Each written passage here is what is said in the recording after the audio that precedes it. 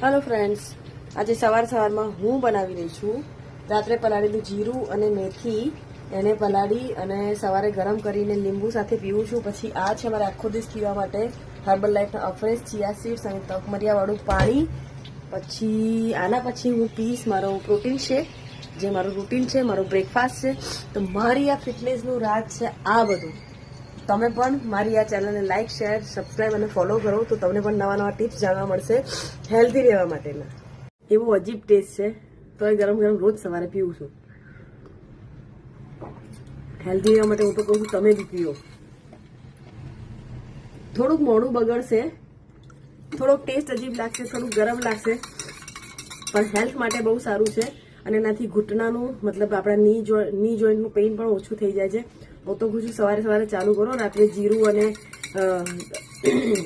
શું કહેવાય મેથીને પલાળીને, તો બહુ જ મજા આવી જશે.